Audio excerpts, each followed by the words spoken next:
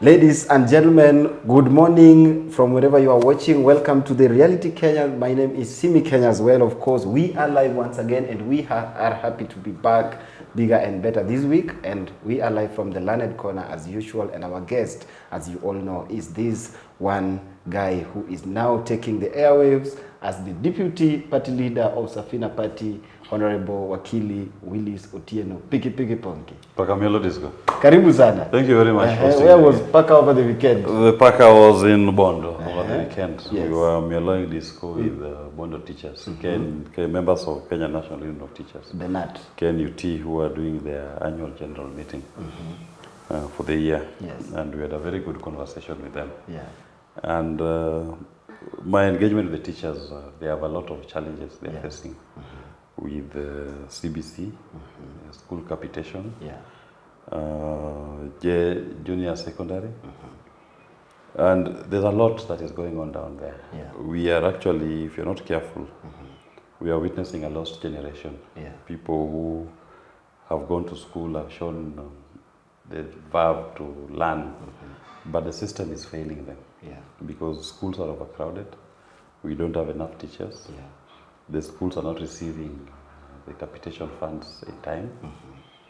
You have a junior secondary lot who just the other days when they got teachers, the first cohort of teachers, and you find one teacher per school.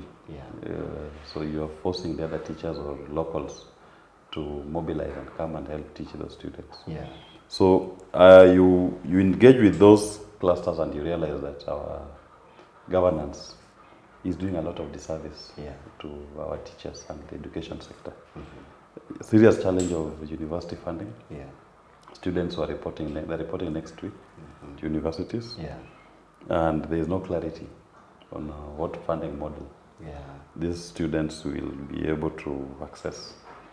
Majority of them cannot afford the fees which the universities have levied on them.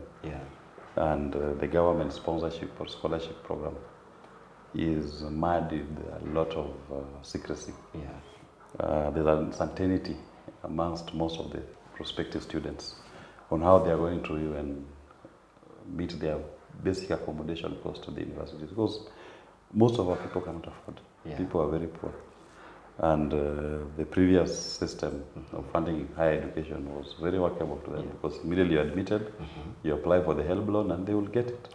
And the government was subsidizing, paying part of the university fees. So that what the student will be expected to pay was a very minimal amount. Now basic courses are attracting upward of 200,000 Kenya shillings per year, which majority of over 90% cannot afford that kind of fees. So that is why I say we may be witnessing the evolution of a lost generation. Lost generation not because they did anything wrong, but just because the system did not come up with policies that will integrate them and see them through quality education. But it is what it is. We are here. Inaturamba. And azidi kuturamba. So what can you do? You can only pray that when the next time we are called to the ballot, the people of Kenya need to vote with passion and anger. The anger that I witnessed on the ground when you went to Bondo. When I went to Bondo, and even talking to people in Kisumu, even Nairobi, that anger needs to be channeled on the ballot when the day comes. And all these leaders that we are seeing, we vote all of them out because they are part of the mess. They are superintending over an economic pain that knows no bounds to the people of Kenya. We saw Kenya Kwanza now is all over the country, campaigning, early campaigns. And those early campaigns, you know, when you campaign and you have something tangible to show people, that can make sense. But they are campaigning, but there's nothing tangible. We are now launching water taps. We are launching county assembly buildings, which had been in use for the last 5 years. We are launching markets. We are launching Wi-Fi. I mean, it's very basic. It's very micro. But the bigger issues which we need to focus on are not being paid attention to. And interesting, what I like is that people are noting. Kenya si wajinga. Watu walirevuka. And they will be able to separate the wheat from the chaff.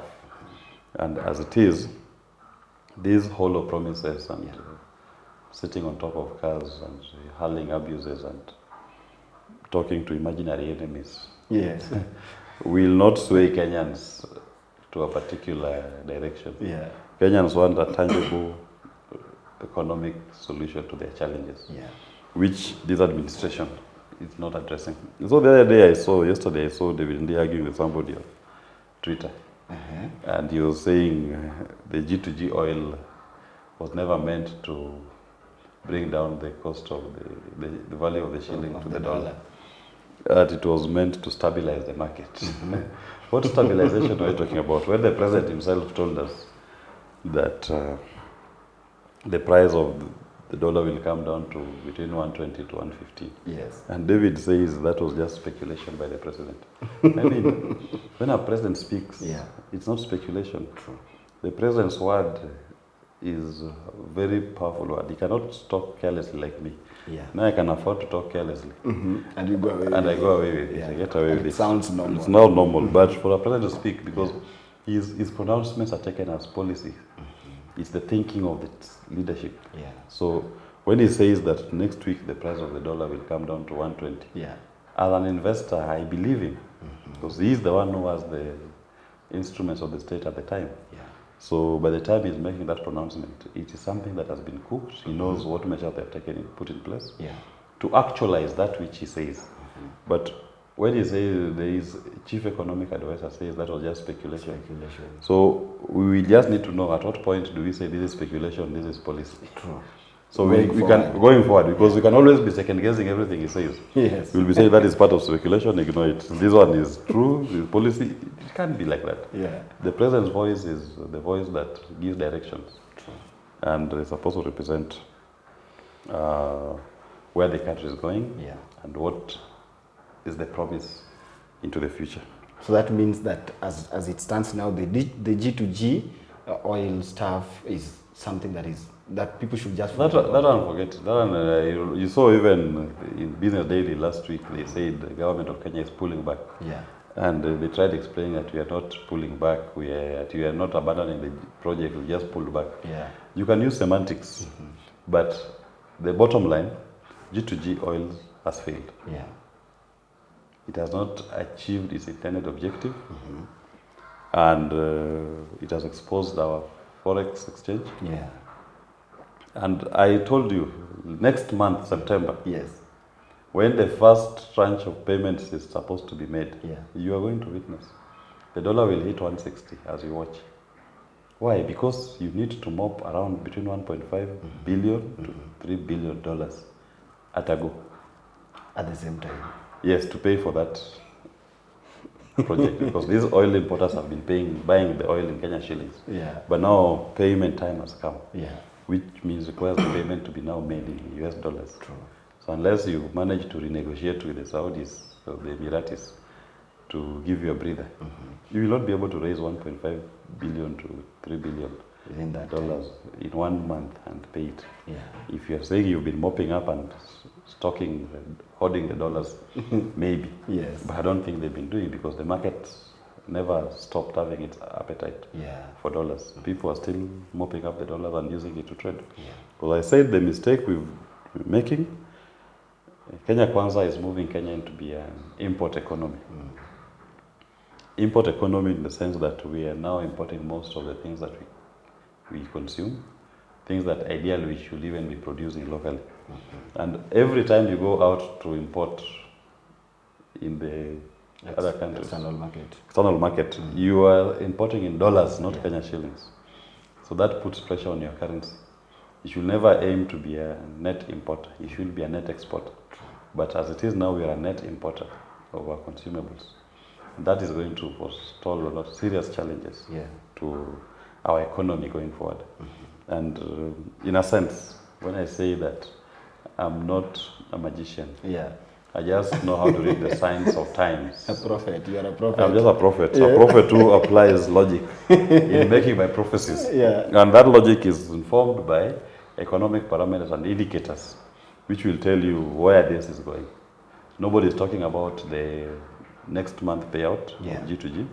But it's coming. Me, I've read the signs. It's few weeks away. Actually, a week. Yes, it's coming, and you're going to see the ramifications of that payout, huge payout on the shilling. The shilling is going to weaken further. Something else that I need to mention. There seems to be an onslaught today on investors. Of course, Jaswant Rai is not one pleasant character that I will defend. But we still believe in what is called the rule of law. True. The rule of law in a sense that whatever issue you have with somebody, we are a country committed to the law. Use the legal process to deal with that person.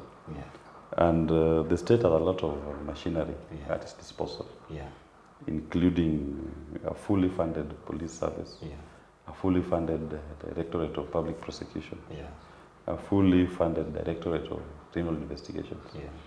And if these oil importers, I mean sugar importers, even Jaswant Rai has committed any crime, I'm sure the ability of our state to flesh out those issues, they will be able to expose them and take him through the legal process. It was quite unfortunate that we are now witnessing what is now almost mob lynching of the person. You are trying to make a hero of someone who may have messed up an entire sector.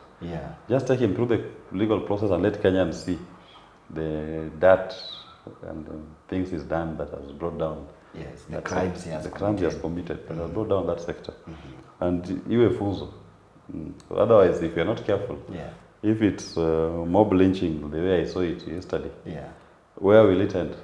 See, today it is the sugar sector that is being declared a cartel. Tomorrow it will be declared that lawyers were the cartel. And they will come for us. Then you move to doctors. Then you move to border as a cartel. So you don't know when who is next. In America, they had a term for it called McCarthyism. McCarthyism in the sense that you just look at somebody or even a sector and you declare this person, this is an enemy. You're always giving people an enemy. Today it's lawyers, tomorrow doctors, you go to border, you go to sugar, you go to pharmaceuticals, you go to importers, you go to hawkers, it's never ending. You can even go to teachers. No one can feel safe because you open that route. There are no guiding parameters for how to determine this person is a cartel because you are operating outside the rule of law. But when you know that you are going to deal with whoever is committing acts or criminal acts in the parameters of the law, then it's easier. We can tell, we are predictable, we know what it means and what process you'll be taken through to answer to your crimes. But that is Kenya Kwanza for you.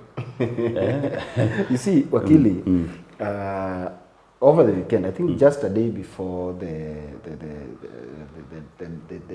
director of Cabras was lynched, as it is said. There's a clip going viral of the president saying that those people atawapatia options tatu. Ya kwanza atawaweka jela, ya pili watarudi kwao, ya tatu wataenda biguni, atawasafirisha waende biguni. Which has really caused a lot of discussions around because putting them into jail might be lawful if they are guilty. Take them through a legal process. Taking them or deporting them might sound scary to other people who may be intending to come and put their investments around. Alafu sasa kuna hii ya kuwasafirisha wakienda binguni. Which nobody knows. How do you achieve? How do you safirisha mtu kwenda biguni? Is it an extrajudicial killing? Is it? Are you going to develop a spacecraft to safirisha them to heaven? I mean, those are the kind of statements which. I'm just shocked sometimes when I hear what Kenya Kwanza says. Because when the president says to safirisha binguni, that is a morbid threat. And you don't take it lightly when it comes from a president.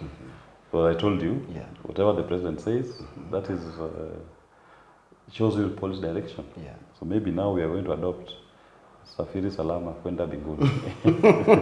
As a government police. Safiri Salama. Fika binguni. Salimiana na Mungu. St. Peter atakuwa na kungoja. Katika gate za binguni.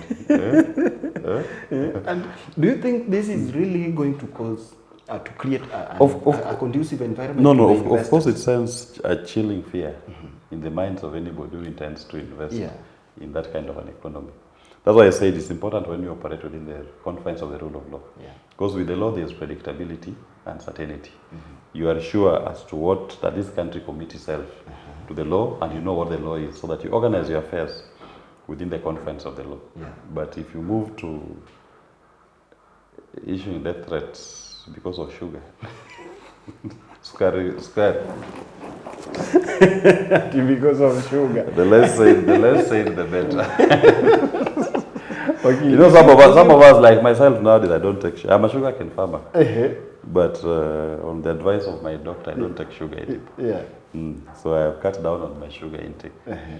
So I don't believe sugar should be a spectacle where you promise someone a meeting with his maker on sugar. No? But I told you, last time I told you, Kenya Kwanza is so much in our kitchen, no? Fighting for space with our wives. The other day it was cooking oil. I told you they're now selling oil in jerrycans, counting jerrycans of cooking oil. Now it is sugar. Now, I told you this time that these people believe it is not even 2 weeks. They live in our kitchen here, fighting with our wives for space. Oil, sugar, unga. It was unga, then it went to cooking oil, then it went to wheat flour, now it is sugar. Next it is going to be salt.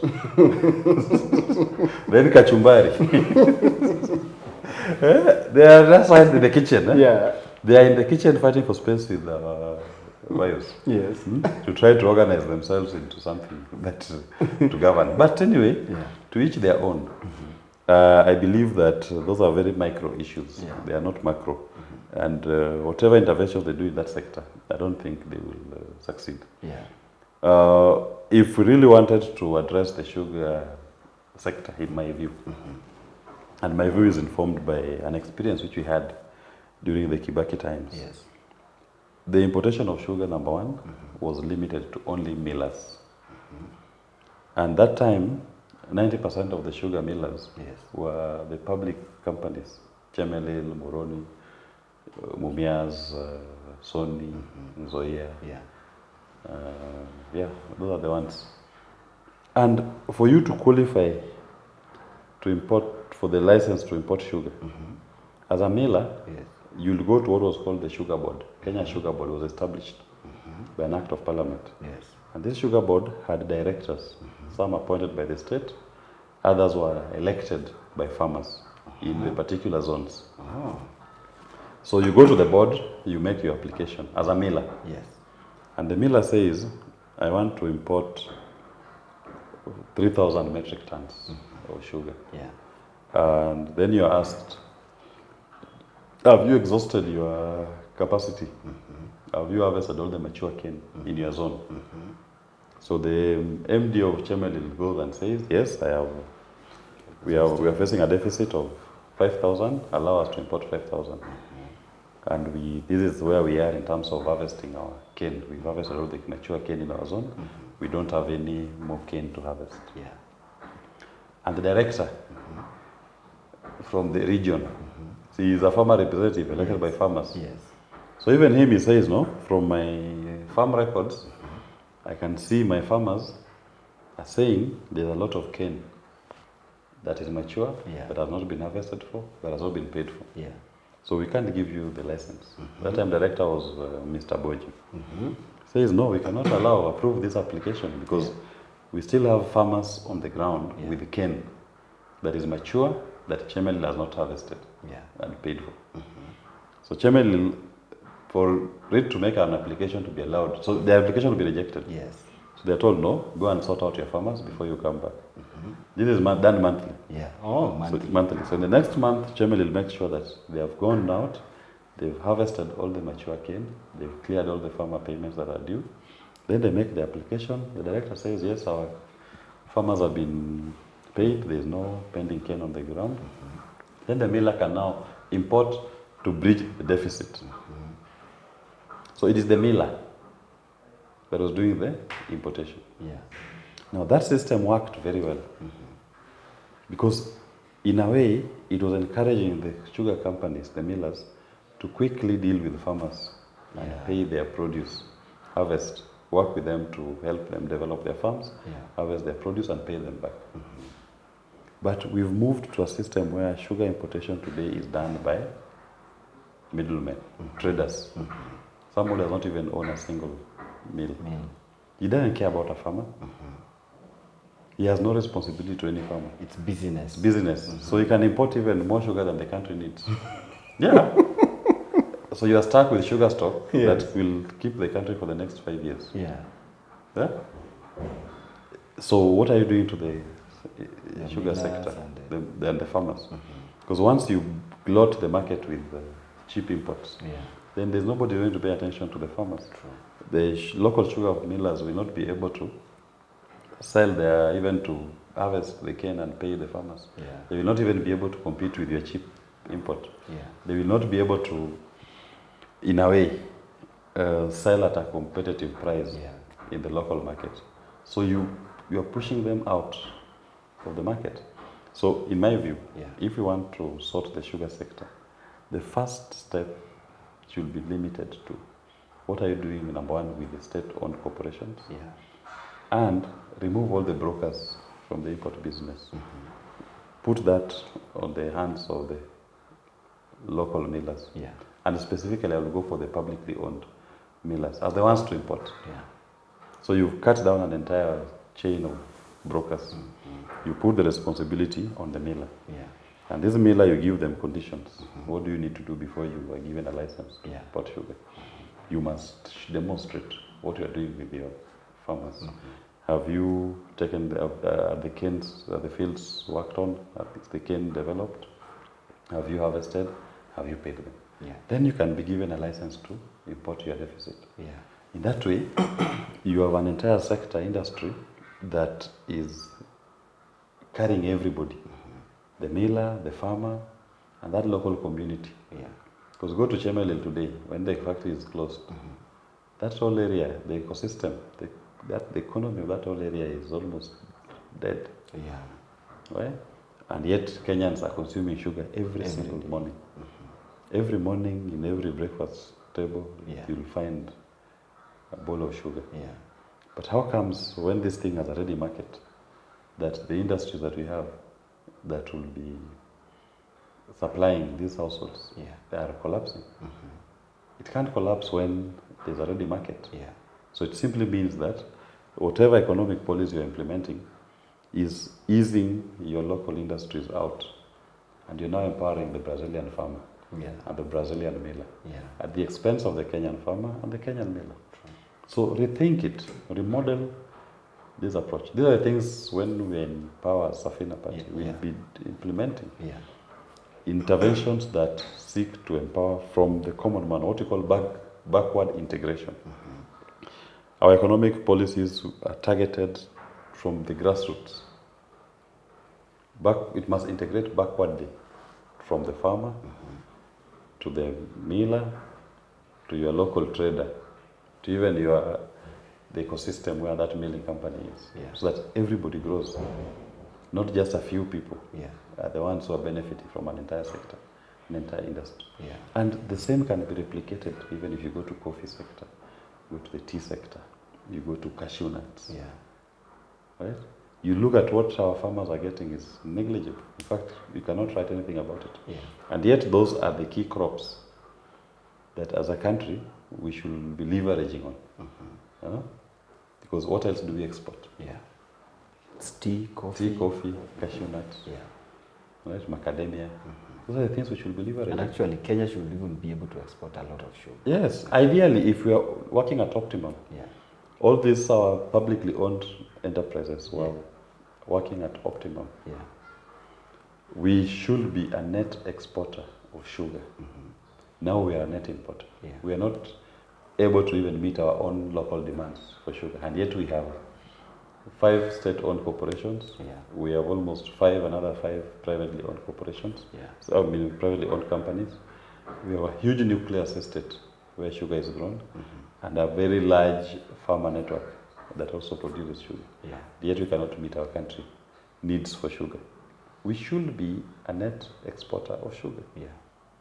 That will not happen in this kind of environment. But we are where we are. And as Safina, when you talk about you've called it the backward integration. How different is it from the bottom up that Kenyans were told that tutaanza na chini, tukikuja juu? You see, bottom up, the difference between Safina and Kenya Kwanza and even Azimio, these people believe in government as the driver of everything. Yeah. As we don't believe government should be the driver. Government should only be providing a facilitative environment. Yeah. So that when we say that we want to work on the sugar sector, right? Yeah. You look at what interventions you are doing in that sector that accommodates, includes the farmer. And you walk from the farmer up to the miller, to the trader, to the local community. Yeah. Working in that sector, not that government is the one bringing for them. Still for them, they believe bottom up is government brings money. Tutawapatia. No. Government should not be giving you money. I don't know your capacity. Yes. If I give you 5,000, who told me your capacity is 5,000? Yes. Government will just provide a facilitative environment and then using your best means. Like so that, for example, we say, we are not on sugar sector, we are not going to license private individuals to import sugar. Importation of sugar for any deficit to be done by the corporation, the miller. And we are telling the miller, before you're allowed to import sugar, you must make sure that you should demonstrate that your farmer, your nucleus is being planted, your local farmers are planting sugar, and you harvested the mature cane and you've paid them. Yes. There's no government intervention. I mean, there's no government money going in that. You're just providing a facilitative environment that sector is operating in a way that integrates, accommodates everybody. Yeah. Now it is the responsibility of the miller to get that farmer to plant, make sure the nucleus is grown, the cane is harvested, the farmer is paid. Then you come to government. Yeah. We have a deficit. We've done all of this. We've been able to produce 5,000 metric tons. We have a deficit of 3,000. Yeah. Allow us to import 3,000 metric tons. Okay. Now we can allow you. So you know your farmer has money. If the what he has earned, he has gone back to the farm to plant more cane. Yeah. Yes. So that progressively, as more and more farmers get to the ecosystem, this deficit of 3,000 that Chemelil may be facing will be eased out because more and more people will be planting sugar. So in a year or two, you'll find a situation whereas Chemelil will be coming to you to import 3,000, they'll now come and they want to import 1,000 metric tons. Yeah. Before you know it, they'll be telling you, no, actually we have a surplus production. Wow. We have a surplus of 2,000. We need to export it. That is how you change. That's a very good one. Yes, but if you leave it to at the government, tutawapatia, tutatleta, tutatenga, it can't work. Yeah. Yeah? And it is not working. That is what we call the demand side of economics. It doesn't work. Supply side economics is what works. Wow. Right? You just provide a facilitative environment and you'll achieve it. Yes. Yes. And that will be applicable in all sectors. Yeah. It's what is called less government. Less government. Let the private sector to drive growth. Yeah. Government is just a supervisor, a prefect, so to speak. Yeah. But it is the individual using their own capacities and innovation that is driving growth in the respective sectors. Yes. Wakili, looking at the progress, the economic progress we have so far, do you think there is an improvement in any way, or we are just sinking each day? Oh, we are sinking each day. That one is very clear. Yeah. I always say, I tell people that you can lie about many things. We can argue over so many things. We may even disagree in our arguments on these many things. But there's one thing that does not lie. The market never lies. The water will find its level in your market. Even if you don't know the state of your economy, you don't understand it, always just look at the foreign exchange, the exchange rate. That should be the clearest indicator of the state of your market. Is a strong, weak, or vulnerable market? Yeah. Where are we right now? Where are we? We are very weak, almost vulnerable. Because your shilling is losing value every day. Yeah. The controller of budget just the other day told you that every time the shilling loses value to the dollar, just drop by 1 unit, in your debt book, you add 40 billion more to your debt. 40 billion more to your debt for 1 unit loss And for the is first 40 1 year, billion. we've had, You've lost almost 30 units. yeah. And it's still increasing. So you can imagine 30 times million. You're talking of 1.2 trillion. Your debt book, just by foreign exchange alone, Yes. your debt has increased by 1.2 trillion. Without taking that money. So it means because your debt is in US dollars. Yes. Right? But you mop your revenue is in Kenya shillings. Yeah. So you get your revenue in Kenya shillings, You convert convert it through, then you pay for your debt. So your debt book is in dollars, so it means in Kenya shillings your debt has increased by 1.2 trillion. Crazy. And the market will never lie. Yeah. The market will expose you. If you don't understand economics, always look, what is the exchange rate today? What is the exchange rate? Yes. Yeah, we can argue about all these many things. All these interventions by government, by private sector, we can argue. We may not even agree. But at the end of the day, go to exchange your currency. What is the rate? That will tell you a strong, weak, vulnerable economy. Yeah. We are weak and vulnerable. Wow. Yes. Okay, as we wind up, what do you have for our viewers today? Well, our viewers, I just urge our viewers, so what we must keep eternal vigilance. Nowadays they are called Team Piki Piki Team Piki Piki Ponki. Yes. Team Piki Piki Ponki. Yes. It is called, what we urge, eternal vigilance. And Kenyans must robustly engage with this administration and call them out for their lies and misrepresentations. Yeah. Because unfortunately what is happening is that they are wasting our years. What in the Bible, is it Rose Muhando who says, miaka yako ya ujana ilikulwa na nzige? Na nzige, yeah. Miaka yetu ya ujana inakulwa na nzige ya Kenya Kwanza. Yeah. And we must find a way of correcting the mess of Jubilee. No, this is just still Jubilee continuing. Jubilee has understood all these things. All this is just Jubilee. There was that Jubilee A has gone, now Jubilee B is hosting us. But Kenyans will get over it. Yes, at the right time, we will present a political machine that will reset our country back to where it belongs. So Team Piki Piki Ponki, stay strong. Wow. Thank you so much, Wakili. Thank you. And each and every person who has been watching, may God bless you. This is the Reality Kenya, of course. Until next time, my name is Timmy Kenya. Bye-bye. May God bless you. Thank you.